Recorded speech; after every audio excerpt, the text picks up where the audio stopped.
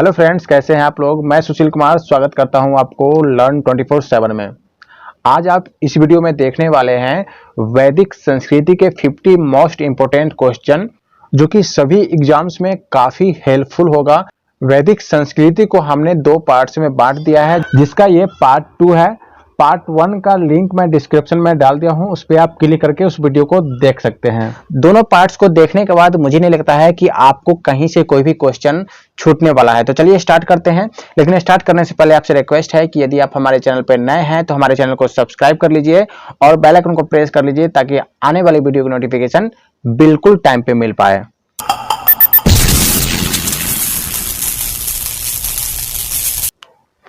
First question है, ऋग्वेद के किस मंडल में शूद्र का उल्लेख पहली बार मिलता है? आंसर क्या हो जाएगा? 10वें मंडल में। ठीक है, देखिए, वर्ण व्यवस्था यानी कास्ट सिस्टम का सर्वप्रथम विवरण हमें ऋग्वेद के 10वें मंडल में देखने को मिलता है।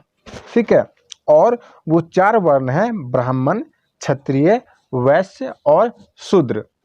ठीक है, जो ब्राह्मण है वो ब्रह्मा के मुख से, क्षत्रिय ब्रह्मा के भुजाओं से, वैश्य जंघाओं से और शूद्र ब्राह्मण के चरणों से उत्पन्न हुए हैं। ठीक है, चलिए नेक्स्ट क्वेश्चन है, आयुर्वेद अर्थात जीवन का विज्ञान का उल्लेख सर्वप्रथम किस वेद से प्राप्त होता है? ठीक है, तो किससे प्राप्त होता है? अथर्ववेद से। ठीक है, नेक्स्ट है, पुराणों की संख्या कितनी है? पुराणों की संख्या कितनी है? 18 है। ठीक है, चलिए नेक्स्ट क्वेश्चन है, ऋग्वेद में यव शब्द किस कृषि उत्पाद के लिए प्रयुक्त किया गया है? ठीक है, तो किसके लिए किया गया है? जौ के लिए। चलिए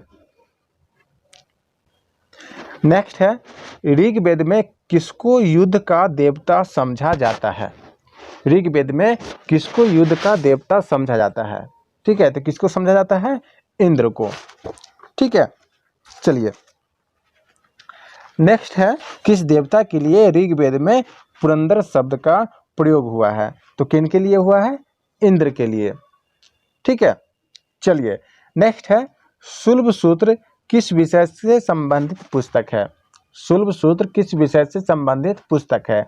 आंसर क्या हो जाएगा? ज्यामिति।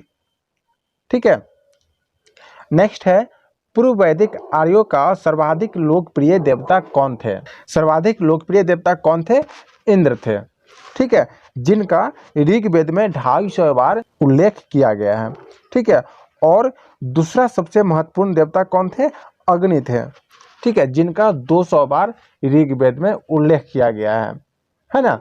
और तीसरा सबसे महत्वपूर्ण देवता जो थे वो वरुण थे, और वरुण देवता जो है 1000 खंभों के महल में रहते थे। तो एक क्वेश्चन आपका यहाँ से भी हो गया, 1000 खंभों के महल में कौन से देवता रहते थे? तो वरुण रहते थे। ठीक है, चलिए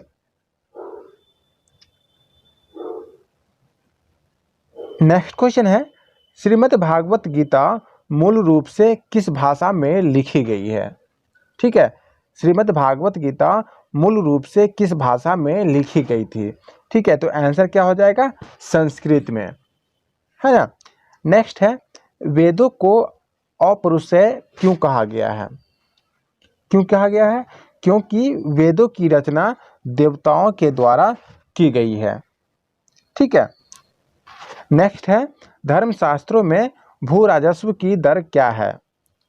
ठीक है, तो क्या है? 1/6। ठीक है, नेक्स्ट है, राजा की उत्पत्ति का सिद्धांत किस ब्राह्मण ग्रंथ से मिलता है? ठीक है, तो किससे मिलता है? ऐत्रेय ब्राह्मण से, है ना, ऐत्रेय ब्राह्मण से।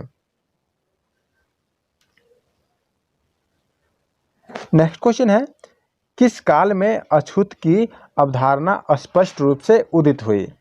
ठीक है, तो किस में हुई? धर्मशास्त्र के काल में। ठीक है, नेक्स्ट है, वैशेषिक दर्शन के प्रतिपादक कौन है? वैशेषिक दर्शन के प्रतिपादक कौन है? उलूकनद।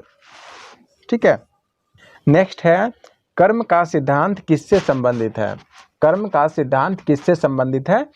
मीमांसा से। ठीक है। नेक्स्ट है, वैदिक काल में लंबे समय तक अविवाहित रहने वाली कन्या को क्या कहा जाता था? ठीक है, वैदिक काल में लंबे समय तक अविवाहित रहने वाली कन्या को क्या कहा जाता था? अमाजु कहा जाता था। ठीक है, अमाजु। नेक्स्ट क्वेश्चन है, न्याय दर्शन को प्रचारित किसने किया था? न्याय दर्शन को प्रचारित गौतम ने किया था। ठीक है, चलिए नेक्स्ट है, वैदिक काल में द्विज श्रेणी में कौन कौन शामिल थे? ठीक है, वैदिक काल में द्विज श्रेणी में ब्राह्मण, क्षत्रिय एवं वैश्य शामिल थे। नेक्स्ट क्वेश्चन है, उपनिषद काल के राजा अशुपति किसके शासक थे? ठीक है, तो किसके शासक थे? केकय के, है ना। नेक्स्ट है, भारत के किस स्थल की खुदाई से लौह धातु की प्रचलन के प्राचीनतम प्रमाण मिले हैं? आंसर क्या हो जाएगा?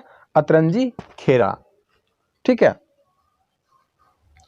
नेक्स्ट है, किस वेद में यज्ञ संबंधी विधि विधानों का वर्णन मिलता है? किसमें मिलता है? यजुर्वेद में। ठीक है, यजुर्वेद में यज्ञ संबंधी विधि विधानों का वर्णन मिलता है ना। नेक्स्ट है, किस वेद में जादुई माया और वशीकरण का वर्णन है? तो किसमें है? अथर्ववेद में। ठीक है, चलिए नेक्स्ट क्वेश्चन है, ऋग्वैदिक युग की प्राचीनतम संस्था कौन सी थी? ऋग्वैदिक युग की प्राचीनतम संस्था कौन थी? विदथ।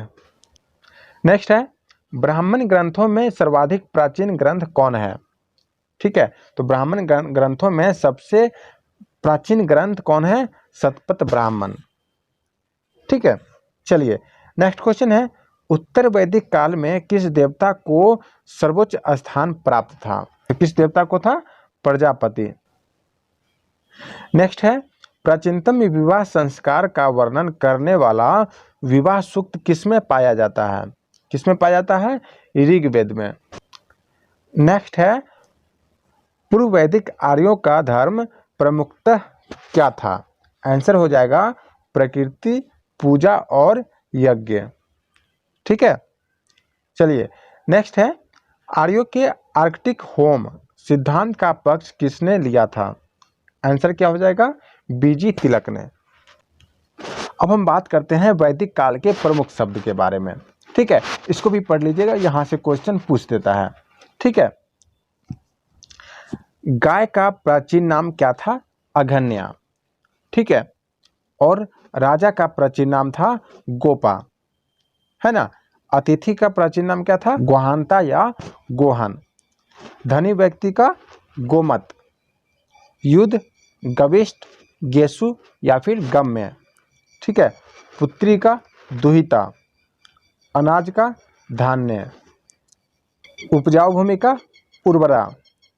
ठीक है, और हल से बनी नालियां को क्या कहते थे? सीता। यहाँ पे हल होगा। ठीक है, हल से बनी नालियां का प्राचीन नाम क्या था? सीता।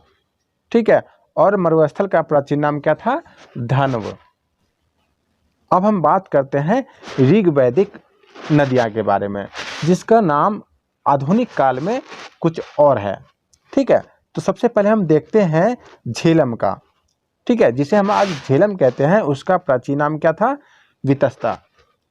ठीक है, व्यास नदी का प्राचीन नाम क्या था? विपाशा।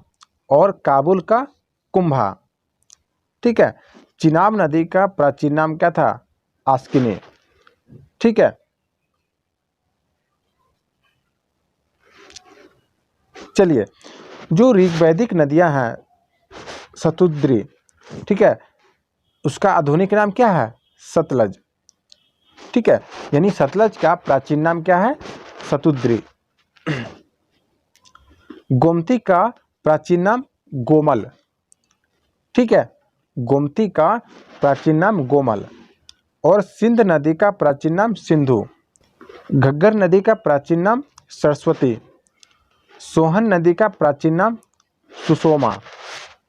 ठीक है, और स्वात नदी का प्राचीन नाम क्या था? Suvastu. Thanks for watching this video. I hope यह वीडियो आपको अच्छा लगा होगा। यदि यह वीडियो आपको अच्छा लगा है तो प्लीज़ इस वीडियो को लाइक कर दीजिए, कमेंट कर दीजिए और अपने दोस्तों के बीच शेयर कर दीजिए। और जाने से पहले आपसे रिक्वेस्ट है कि यदि आप हमारे चैनल पर नए हैं तो हमारे चैनल को सब्सक्राइब कर लीजिए और बेल आइकन को प्रेस कर लीजिए ताकि नोटिफिकेशन बिल्कुल टाइम पे मिल पाए।